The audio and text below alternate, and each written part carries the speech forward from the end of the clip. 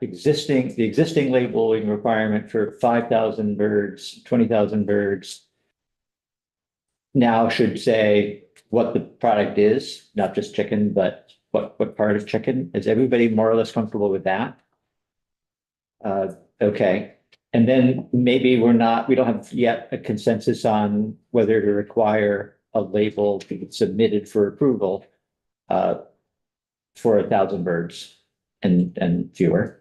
So that's something we still need to hammer out.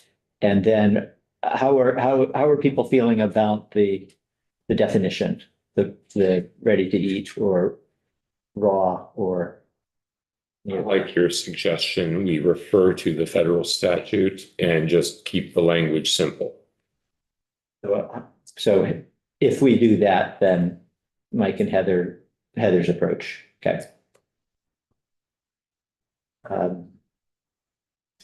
John, Like, O'Grady, does this ready to cook show up in the USDA?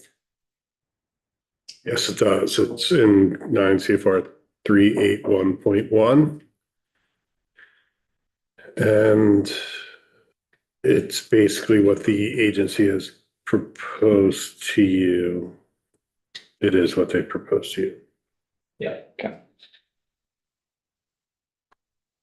Thank you. I have a question, an unrelated question. We're at that portion of this. Yes, yeah.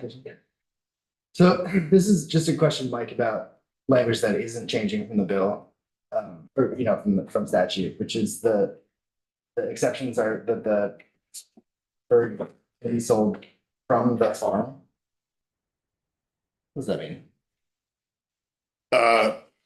It usually means that it's on the farm and they are selling it to you on the farm. Yeah. So in the hypothetical case where a farm operates a farm stand that sells their products at a location that is not on their farm property. Direct to consumer. Direct to consumer, but in a sort of more easily accessible place, for instance, than their farm might be Like located. that, yeah. Wouldn't that just be direct to consumer? No, it's Vendor involved, yeah. No, I mean, they are the vendor. Oh, They okay. are selling direct to It's not their somebody else's consumers. farm stand. It's their farm stand in this hypothetical situation. Right.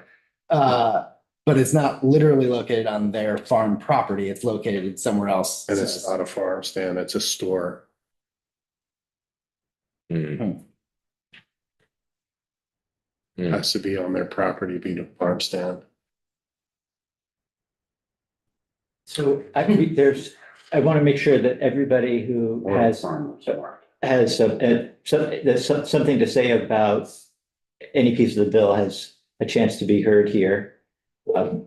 Charles? Is there anything that's illegal about the bill the way it exists now? There's nothing illegal about the bill. Then why not pass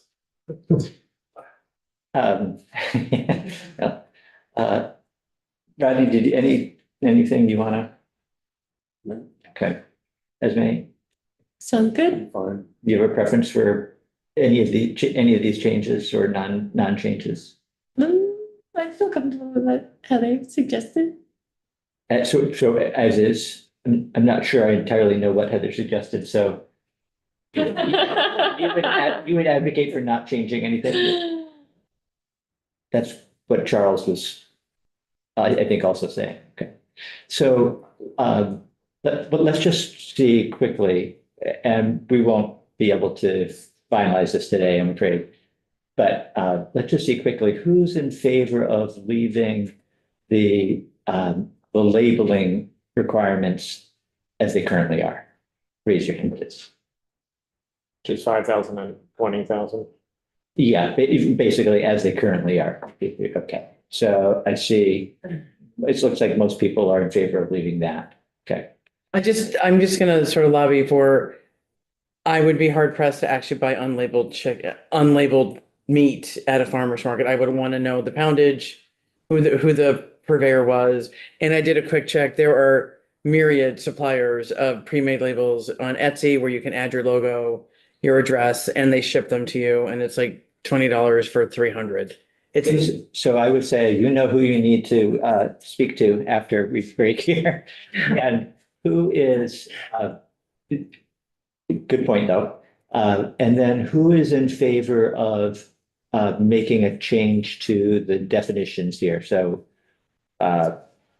adding, I guess I'll word it as adding the ready to cook language. Who would be supportive of that, adding that language or referring to the federal definition? Referring. Yes. Okay, so either of those things, doing something. I'd be more comfortable just referring to the statute, Yeah. the federal statute. Who would be in favor of not doing anything but leaving it as is? Okay. So we're sort of split on that stuff. Okay, all right. Okay. Could I ask how the agency said the ready to cook is going to make them consistent with the feds?